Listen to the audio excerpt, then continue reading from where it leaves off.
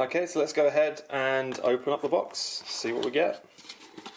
So firstly greeted with this bit of paperwork, probably standard LiPo warnings, etc.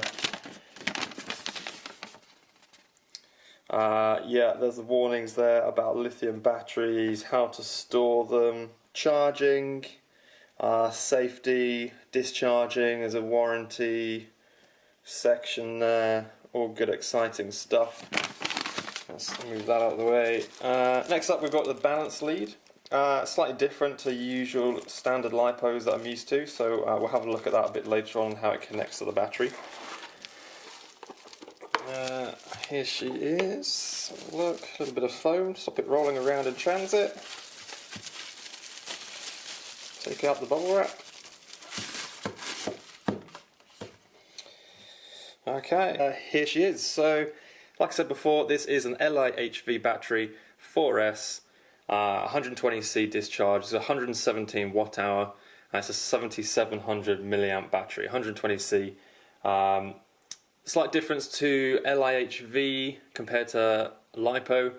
You can charge these batteries to a maximum of 4.3 volts per cell, whereas your standard LiPo you can charge up to 4.2 volts per cell. That's not the only thing, it's slightly different chemistry makeup, so they have better discharge curves if you like. You do however need an LIHV capable charger.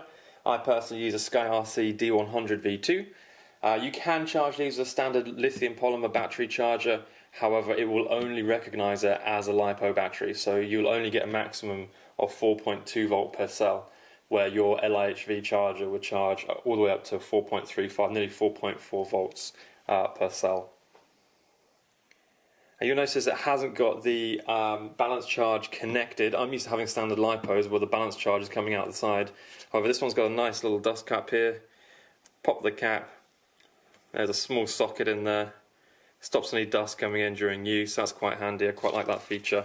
I'll have a quick look at this balance lead that comes with the pack. Have this bag here.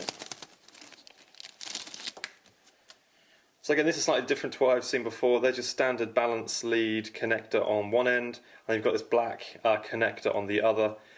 Fairly simple to use. Lift the dust cap here. It can only go in one way.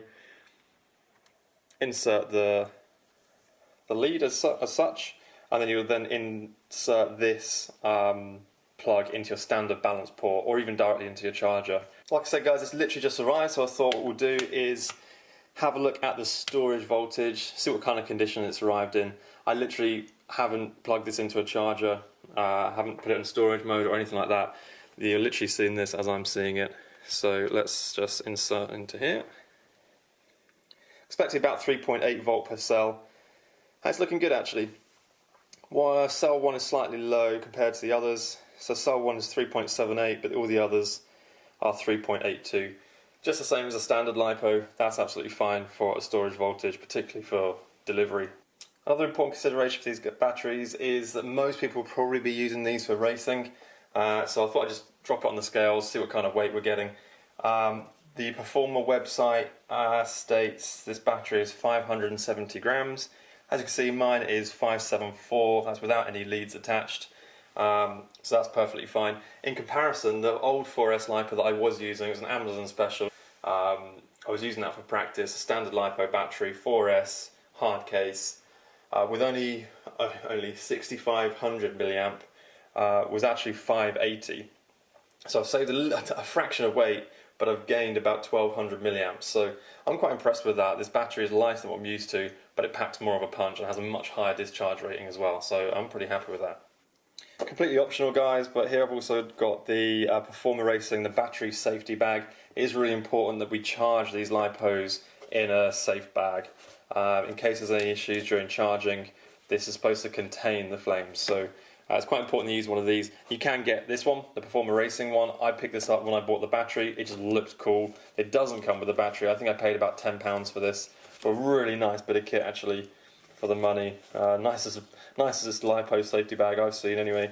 And it fits perfectly actually, both for charging and for transit as well. So as you can see, it fits in there pretty nicely.